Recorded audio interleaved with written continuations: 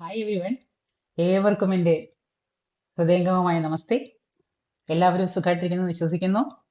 പതിവിനേക്കാൾ കൂടുതൽ ഊർജ്ജസ്വലയായി അല്ലെങ്കിൽ അതിനേക്കാൾ ഹാപ്പിയായി നമ്മൾ കഴിഞ്ഞ 2 ദിവസങ്ങളായിട്ട് കുറച്ച് സാഡ്നെസ് ഒക്കെ തോന്നി. ബിക്കോസ് ഒരേ ഒരു മനുഷ്യനെ കല്ലെറിയുന്നതും തന്തയ്ക്ക് വിളിക്കുന്നതും അവരുടെ കുടുംബക്കാരെ പറയുന്നതും ജനിപ്പിച്ച അമ്മയെ പറയുന്നതും ഒക്കെ കേട്ടുകൊണ്ട് നമുക്ക് ഒരുപാട് സങ്കടം വന്ന ദിവസങ്ങളായിരുന്നു.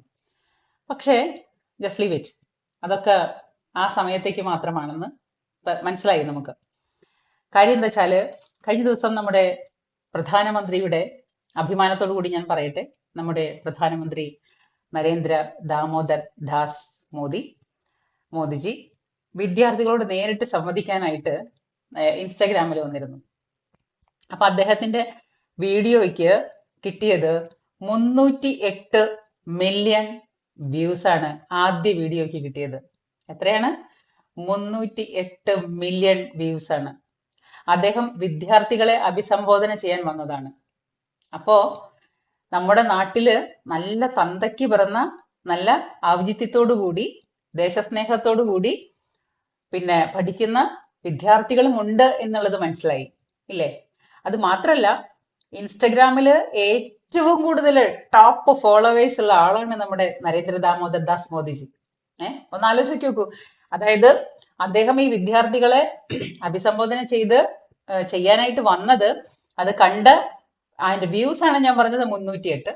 അത് കഴിഞ്ഞിട്ട് വിദ്യാർത്ഥികൾ അത് ആദ്യത്തെ 30 മിനിറ്റില് 10 ലക്ഷത്തോളം പേരാണ് വീഡിയോ കണ്ടത്. ആദ്യത്തെ 30 മിനിറ്റില് ഒരു പ്രധാനമന്ത്രി ഇൻസ്റ്റഗ്രാമിൽ വന്നിട്ട് 2 വാക്ക് പറയുമ്പോഴേക്കും അത് കാതോർക്കാനും അത് ശ്രദ്ധിക്കാനും അദ്ദേഹത്തെ ഫോളോ ചെയ്യാനും മില്യൺ വ്യൂസ് ഉണ്ടാവാന്ന് പറഞ്ഞാല് അങ്ങേര് ഒരു ചെറിയ മനുഷ്യനല്ല. ഈ പല്ലി, പാറ്റ, പഴുതാര, കൂറ എല്ലാതും കൂടി ഒന്നിച്ചാലും അദ്ദേഹത്തിന് ഒന്നും ചെയ്യാൻ നിവൃത്തിയില്ലെന്ന് ഇപ്പൊ വീണ്ടും അദ്ദേഹം തെളിയിച്ചു. എന്തോ ചെയ്യും, കർമ്മഫലം. പാറ്റ, പഴുതാര, പല്ലി, കൂറകളെല്ലാം ഇവിടെ കമോൺ. അപ്പൊ ഈ കൂറകളോടാണ് ഞാൻ പറയുന്നത്, കൂറകളെ നിങ്ങൾ എല്ലാവരും കൂടി കിടന്നിട്ട് ഇവിടെ കിടന്ന് എന്ത് ചന്ദ്രഹാസം ഇളക്കിയാലും ഇവിടെ യാതൊന്നും സംഭവിക്കാൻ പോകുന്നില്ല എന്ന് മനസ്സിലായല്ലോ. തെളിവ് സഹിതമാണ്. അദ്ദേഹം പറഞ്ഞു, ഏറ്റവും കൂടുതൽ സോഷ്യൽ മീഡിയയിൽ നമ്മൾ കാര്യങ്ങൾ കമ്മ്യൂണിക്കേറ്റ് ചെയ്യാനായിട്ട് ഏറ്റവും കൂടുതൽ നമ്മുടെ ഇൻസ്റ്റഗ്രാം ആണ് ഏറ്റവും നല്ലത്. അതുപോലെ വിദ്യാർത്ഥികൾക്ക് അദ്ദേഹത്തിന്റെ വാക്കുകൾ ശ്രവിക്കാനും അദ്ദേഹത്തെ ഫോളോ ചെയ്യാനും അദ്ദേഹത്തെ ബഹുമാനിക്കാനും പറ്റുന്ന ഒത്തിരി വിദ്യാർത്ഥികൾ നമ്മുടെ നാട്ടിലുണ്ട് എന്നുള്ളതും ഒത്തിരി ഫോളോവേഴ്സും തെളിയിച്ചു. അപ്പോ അത് വലിയൊരു വിജയമാണ് അദ്ദേഹത്തിന്റെ. ഇനി ഏറ്റവും കൂടുതൽ ഇവിടെ കിടന്നിട്ട് കൂറകളും പാറ്റകളും കൂടി സ്വയം എന്താ പറയാ പറഞ്ഞ് അവനവന്റെ ദണ്ണദ്വാരം നിർത്തുന്നത് എങ്ങനെയാണെന്നറിയോ? അയ്യോ, എഡ്യൂക്കേഷൻ മന്ത്രി രാജിവെച്ചു, എഡ്യൂക്കേഷൻ മന്ത്രി രാജിവെച്ചു. ഷടാ, BJP തോറ്റല്ലോ, എന്ത് ചെയ്യും ഇനി? അല്ല, BJP അല്ല, സംഘപരിവാർ. വായ തുറന്നു കഴിഞ്ഞാൽ സർവ പല്ലുതാര കൃമി കീടങ്ങളും കാലത്തൊട്ട് വൈകുന്നേരം വരെ സംഘപരിവാർ. ഇങ്ങനെ ജപിച്ച് യവമാർക്ക് വേറെ ഒന്നും നാക്കിൽ വരാണ്ടായി. ആകെ കൂടി പറയാൻ സംഘപരിവാർ എന്ന് മാത്രമേ അറിയുള്ളൂ. ഓക്കെ, എഡ്യൂക്കേഷൻ മിനിസ്റ്റർ രാജിവെച്ചു. അപ്പോ അദ്ദേഹം രാജിവെച്ചിട്ട് പിന്നെ പകരം വന്നത് ആരാണ്? കേൾക്കണ്ടേ നിങ്ങൾക്ക് സന്തോഷ വാർത്ത? പകരം വന്നതാണ് ചക്രവർത്തി. അതിനേക്കാളും മേലെ, അതായത് എവളെ കളഞ്ഞിട്ട് അവളെ കൊണ്ടുവന്നപ്പോ പ്ലാവേ കയറി ചക്കയിട്ടൊന്നൊരു പഴമൊഴി പറയും സാധാരണ. എന്ന പോലെ അദ്ദേഹത്തെ കളഞ്ഞിട്ട് വേറൊരാളെ കൊണ്ടുവന്നപ്പോ ഇത് പ്ലാവേ കയറി ചക്കയിട്ടെന്ന് പറഞ്ഞ അവസ്ഥയാവും ഇനി. നിങ്ങൾക്ക് വരാൻ പോകുന്നുള്ളൂ പണി. അതിനേക്കാളും ബുദ്ധിയുടെ കാര്യത്തിൽ ചക്രവർത്തിയായ പ്രഹ്ലാദ് ജോഷി എന്ന് പറയുന്ന സ്വയം സേവകനാണ് അടുത്ത എഡ്യൂക്കേഷൻ മിനിസ്റ്റർ. എങ്ങനെയുണ്ട്? സമാധാനമായല്ലോ? കൃമികീടങ്ങളെ, കൂറകളെ, പാറ്റകളെ, സമാധാനമായല്ലോ? പിന്നെ നിങ്ങളൊക്കെ കിടന്നിട്ട് ഇങ്ങനെ സംഘപരിവാർ എന്ന് പറഞ്ഞിങ്ങനെ വിലപിക്കുന്ന സമയത്ത് നമ്മൾ പറയുന്ന ഒരു കാര്യം എന്ന് പറഞ്ഞാല്, ഈ സംഘപരിവാറിൽ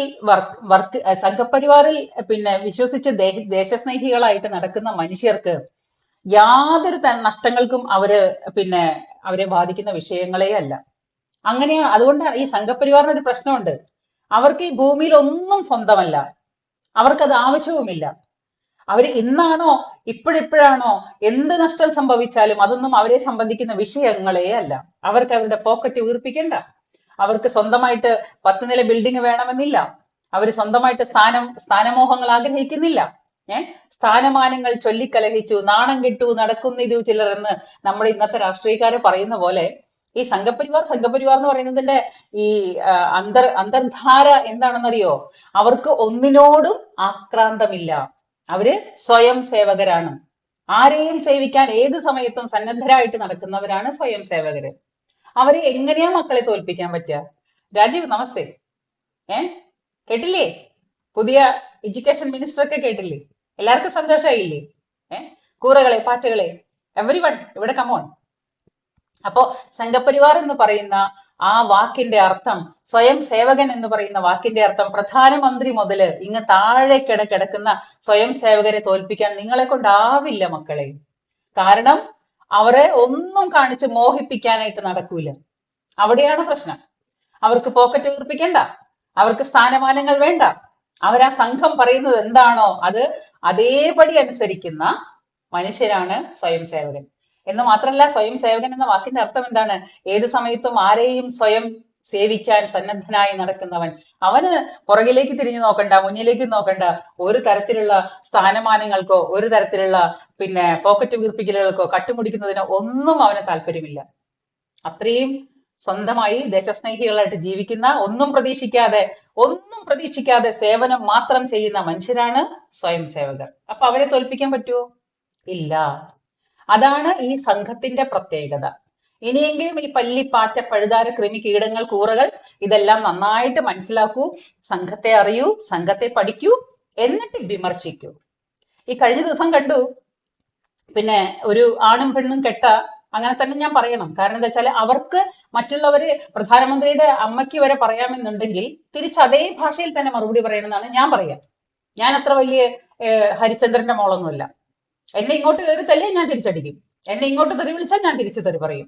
ആ ടൈപ്പാണ് ഞാൻ. ഇങ്ങോട്ട് എങ്ങനെയാണോ അങ്ങനെ തന്നെ അങ്ങോട്ടും പ്രതീക്ഷിച്ചാൽ മതി. അപ്പോ പ്രധാനമന്ത്രി ആണാണോ പെണ്ണാണോ എന്നൊന്നും അറിയില്ലെന്ന് വേണമെങ്കിൽ പുള്ളിക്കാരത്തേക്ക് ഒന്ന് പോയി നോക്കായിരുന്നോ? അപ്പൊ അറിയായിരുന്നോ? പക്ഷെ അതിന് മാത്രമുള്ള അവസ്ഥയില്ലല്ലോ. അതല്ലേ സാധനം. ഈ സ്വന്തം ശരീരം ശിഖണ്ഡിയാണ്. ഈ വിമർശിച്ച ഈ സാധനം ശിഖണ്ഡിയാണ്, സ്വയം ശിഖണ്ഡിയാണ്. സ്വയം ജന്മനാൽ ശിഖണ്ഡിയായി ജനിച്ച് സ്വന്തമായിട്ട് ആണാണോ പെണ്ണാണോ എന്ന് പോലും തിരിച്ചറിയാതെ സംശയത്തോട് കൂടിയിട്ട് ഞാൻ ആണോ അല്ല പെണ്ണാണ്, എന്നാ പെണ്ണാണോ ആണോ. ഇപ്പൊ നമുക്ക് ഇതിന്റെ സംശയം തീർക്കാനായിട്ടൊന്നും പുള്ളിക്കാരി നിന്ന് തരല്ല. പുള്ളിക്കാരൻ ഞാൻ എന്ത് പറയും? എടി, എടാ എന്ത് വിളിക്കും? അപ്പൊ ആ ശിഖണ്ഡി എന്ന് പറയുന്നതായിരിക്കും നന്നാവുക. ഈ ശിഖണ്ഡി പറയുവാണ് പ്രധാനമന്ത്രിയുടെ അമ്മയ്ക്ക് വരെ വിളിക്കുന്ന ഒരവസ്ഥ. അങ്ങേര് ആണാണോ പെണ്ണാണോ എന്ന് അറിയില്ല. അത്ര എന്താ ഒരു കാലവൈഭവം, ഒന്ന് ആലോചിച്ച് നോക്കൂ. കാലത്തിന്റെ പോക്കെ ശിഖണ്ഡി വരെ, അതായത് ഈ എന്തോന്ന് പറയുമ്പം മണ്ണിരയ്ക്കും വിഷം വെക്കുന്നൊക്കെ പറയും ഇല്ലേ? എന്ന പോലെ മണ്ണിരയ്ക്ക് വിഷം വെച്ചിട്ട് അത് തല പൊക്കി നിന്നിട്ട് പറയാണ് ഞാൻ മൂർഖൻ പാമ്പാണെന്ന് സ്വയം പറയുന്ന അവസ്ഥ. ഇതൊക്കെയാണ് നമ്മുടെ നാട്ടിൽ കണ്ടുകൊണ്ടിരിക്കുന്നത്.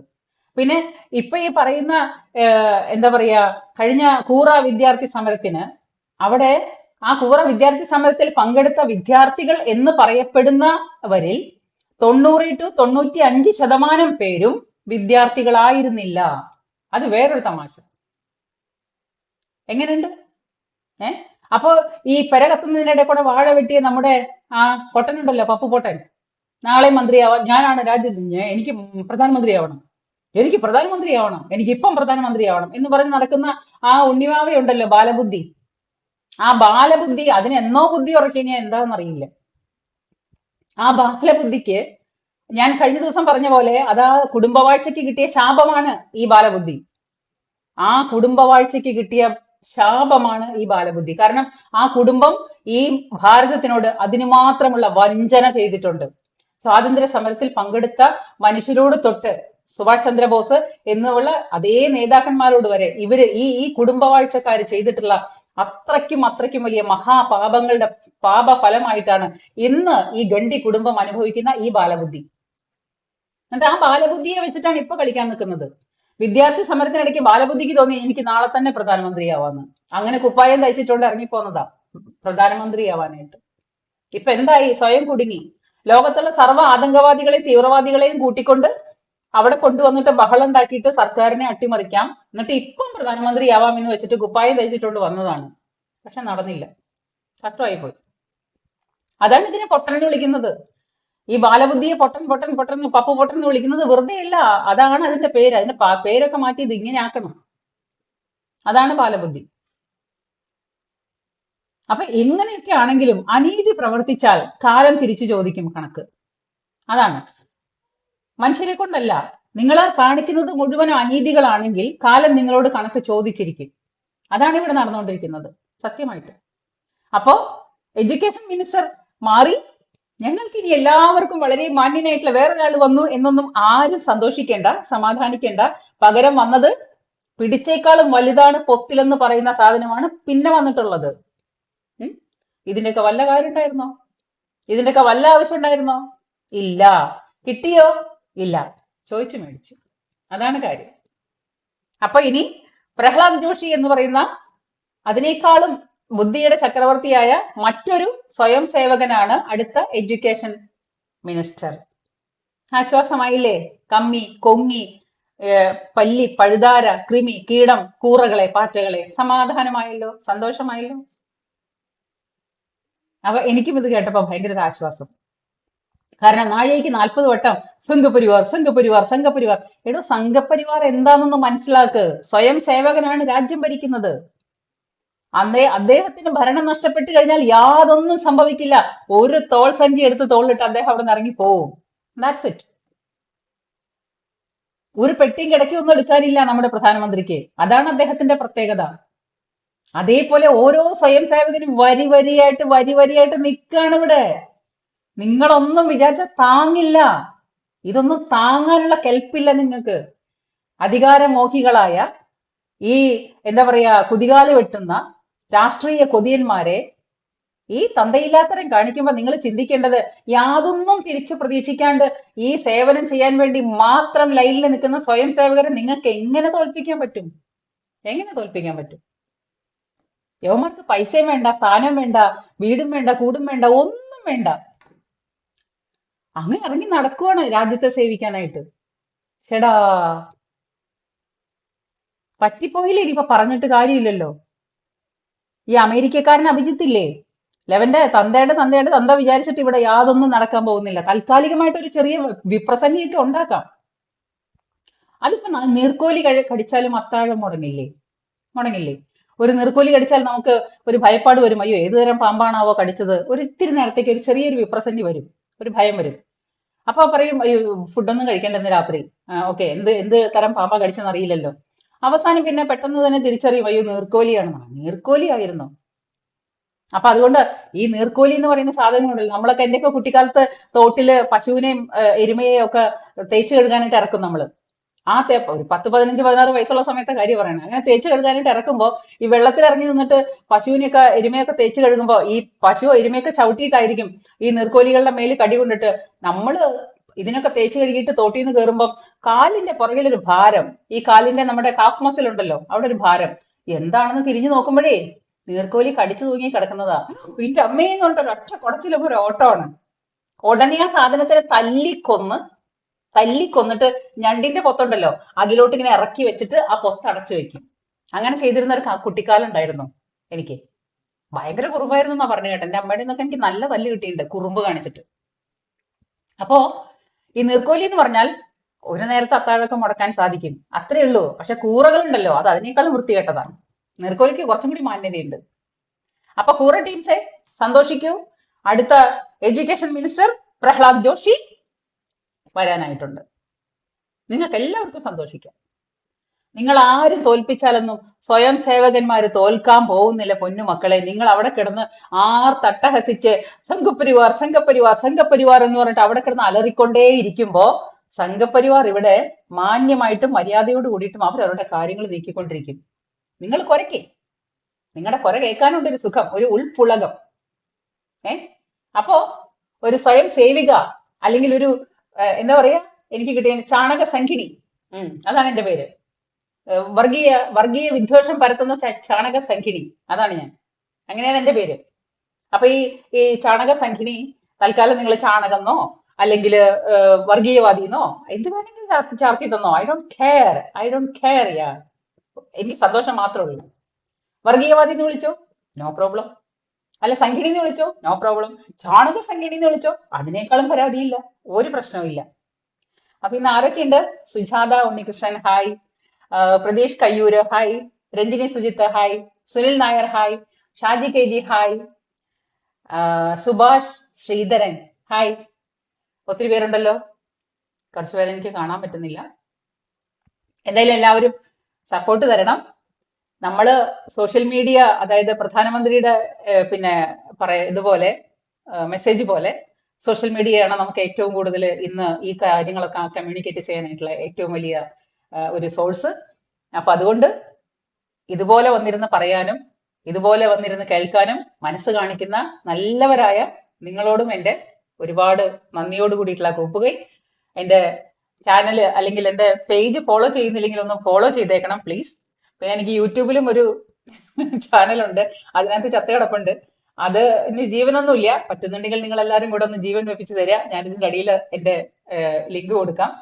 നിശാന്ത് രാമൻ ഹായ്, വിജീഷ് പറമ്പില് ഹായ്. അപ്പോ എല്ലാവർക്കും സുഖാണെന്ന് വിശ്വസിക്കുന്നു. നമസ്തേ വിജീഷ്, നമസ്തേ. അപ്പൊ തൽക്കാലം ഞാൻ പോയിക്കോട്ടെ. ഓക്കെ, അപ്പൊ നമുക്ക് ഏവർക്കും ഹാപ്പി ആയ ഒരു ദിവസമാണ്. എന്തായാലും കൂറകളും പാറ്റുകളും പത്തി മടക്കി, അല്ല കൂറയ്ക്ക് എവിടെയാ പത്തി അല്ലെ. അപ്പോ ഈ ഏതോ ഒരു സമയത്ത് നീർക്കോലിക്ക് വിഷം വെക്കുമ്പോ അത് മൂർഖൻ പാമ്പിന്റെ വീട്ടിൽ പോയിട്ട് പെണ്ണാലോചിച്ചു അത്രേ. പണ്ട് അങ്ങനെ ഒരു കഥയുണ്ട്. അപ്പൊ എന്ന് പറഞ്ഞ പോലാണ് കൂറകളുടെ കാര്യം. മൂർഖൻ പാമ്പിന്റെ വീട്ടിൽ പോയിട്ട് പെണ്ണാലോചിച്ചിട്ട് പോയിട്ട് ആ മൂർഖനെ ഒരു ചീറ്റി ചീറ്റിയപ്പോ അവിടെ നിന്ന് എല്ലാം കൂടെ മടക്കിക്കൊണ്ട് ഓടി. അപ്പൊ അതുകൊണ്ട് നമുക്ക് ധൈര്യമായിട്ട് മുന്നേറാം. നമ്മുടെ സ്വയം സേവകർക്ക് യാതൊന്നും സംഭവിക്കില്ല. നമ്മളെല്ലാവരും അദ്ദേഹത്തിനൊപ്പം, അതുപോലെ നമ്മുടെ യുവജനത നമ്മുടെ പ്രധാനമന്ത്രിക്കൊപ്പമാണ്. അപ്പൊ നമുക്ക് ഒരുപാട് അഭിമാനിക്കാം ആ ഒരു കാര്യത്തില്. അതായത് ഈ പറയുന്ന പല്ലി, പാറ്റ, പഴുതാര, കൃമികീടങ്ങൾക്കൊന്നും അവിടെ ഒരു സ്ഥാനവും ഇല്ലെന്നുള്ളത് 300 എത്രയാണ് അദ്ദേഹത്തിന്റെ വീഡിയോയ്ക്ക് ഇൻസ്റ്റാഗ്രാമിൽ ഇന്നത്തെ ഫോളോവേഴ്സ്, അതായത് 308 മില്യൺ ആണ് പിന്നെ വ്യൂസ് ഇന്നലെ രാത്രി വരെ. So we R proud. നമ്മളുടെ പ്രധാനമന്ത്രിയെ കുറിച്ച് നമുക്ക് അഭിമാനിക്കാം. എല്ലാവരെ കുറിച്ചും, ഭരണകേന്ദ്രത്തെ കുറിച്ച് നമുക്ക് അഭിമാനിക്കാം. എല്ലാവരും നമ്മുടെ പ്രധാനമന്ത്രിയെ സപ്പോർട്ട് ചെയ്യാം. ആൻഡ് എന്നെ കൊണ്ട് പറ്റുന്ന വിധത്തില് ഞാനും. നന്ദി, നമസ്കാരം, ജയ് Hind. Thank you very much.